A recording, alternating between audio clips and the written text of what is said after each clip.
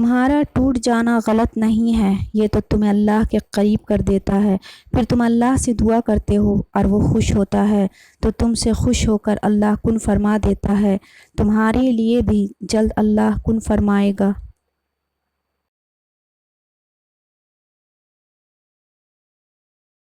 یہ حقیقت ہے، جب انسان کسی چیز سے ڈرتا ہے تو اس سے دور بھاگتا ہے، مگر جب اللہ پاک سے ڈرتا ہے تو اللہ کے اور قریب ہو جاتا ہے۔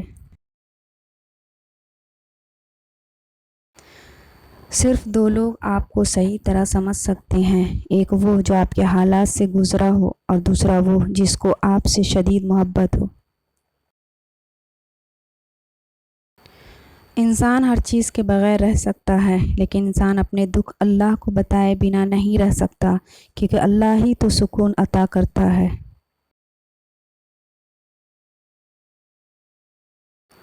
اللہ پاک تو سب جانتا ہے کہ آپ کے ساتھ کیا ہو چکا ہے اور کیا ہو رہا ہے۔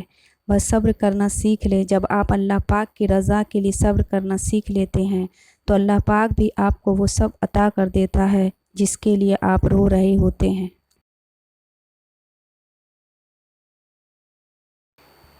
اگر ہمیں یہ احساس ہو جائے کہ ہمارے ماضی کے کام نہ ہونے میں کتنی بہتری تھی تو ہماری بے سکونی ختم ہو جائے گی۔ جو تمہارے نصیب میں نہیں وہ تمہیں ملے گا بھی نہیں، چاہے وہ تمہارے دو ہونٹوں کے درمیان میں ہی کیوں نہ ہو۔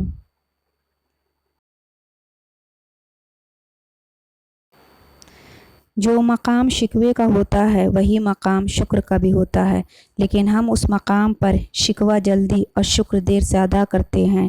ہر بات میں خیر ڈھونڈا کریں اور الحمدللہ کہنے کی عادت اپنا لیں۔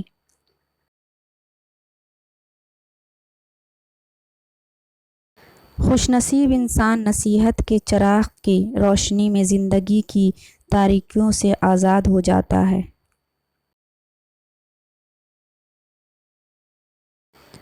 وہ رب ہو کر آپ کی مرضی پر کیوں چلے جبکہ آپ اس کے بندے ہو کر اس کی مرضی پر نہیں چلتے۔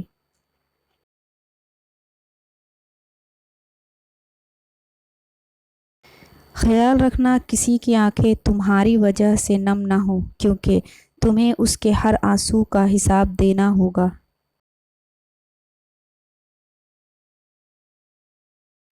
جو اپنی ضرورتیں بڑھا لیتا ہے اسے اکثر محرومی کا غم رہتا ہے۔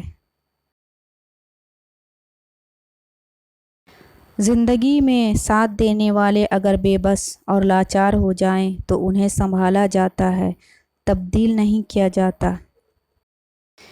جو محبتیں اللہ کی حدود توڑ کر کی جاتی ہیں وہ محبتیں نہیں ہیں بلکہ نفسیاتی خواہشات کی تسکین اور ہوس ہے۔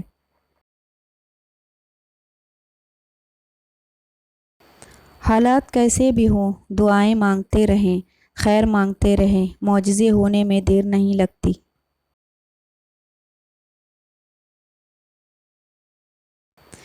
زندگی کے 3 اصول بنا لو۔ اس سے ضرور معافی مانگو جسے تم چاہتے ہو، اس سے کبھی کچھ نہ چھپاؤ جو تم پر اعتبار کرتا ہو، اسے کبھی مت چھوڑو جو تمہیں چاہتا ہو۔ بہت سے مقامات پر خاموشی بہترین مددگار ہے، اگرچہ تم بہترین بولنے والے ہی کیوں نہ ہو۔ ہمدردی وہ زبان ہے جسے بہرے سن سکتے ہیں اور اندھے دیکھ سکتے ہیں۔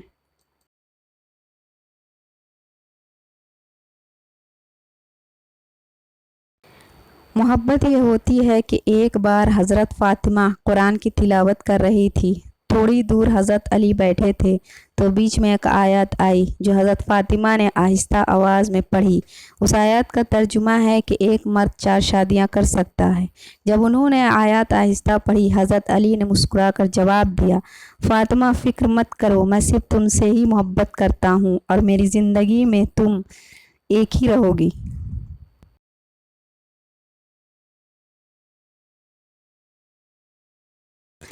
کاغذ کی کشتی تھی، مٹی کا کنارہ تھا، کھیلنے کی مستی تھی، دل یہ آوارہ تھا، کہاں آ گئے اس سمجھداری کی دلدل میں، وہ نادان بچپن ہی کتنا پیارا تھا۔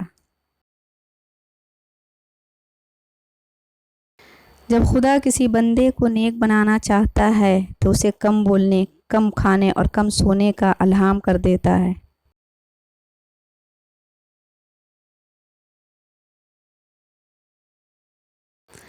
بچے آپ سے وہی سیکھ رہے ہیں جو وہ دیکھ رہے ہیں۔ کل اچھا ہو یا برا ہو، آپ دونوں اس کے ذمہ دار ہیں۔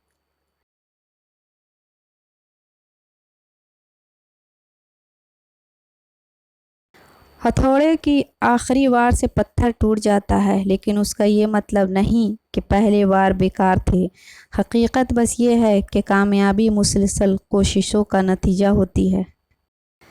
تمہارا لباس بے شک خراب اور سلوٹوں بھرا ہو، کوشش کرو کہ تمہاری روح ہمیشہ صاف ستھری اور پاکیزہ رہے۔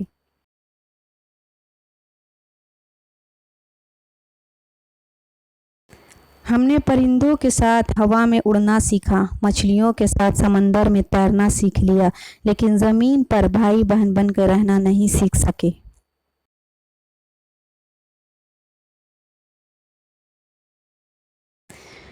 سنا ہے حشر میں کوئی کسی کا نہیں ہوگا، مگر یہ سلسلہ تو ابھی سے عروج پر ہے۔ انسان کو زندگی میں شاید محبت کرنے والے کی اتنی ضرورت نہیں ہوتی جتنی اسے سمجھنے والے کی ہوتی ہے۔ کبھی کبھی دکھ صرف دکھ ہوتا ہے، یہ آپ کو مضبوط نہیں بناتا، اس سے کردار نہیں بنتا، یہ صرف تکلیف دیتا ہے۔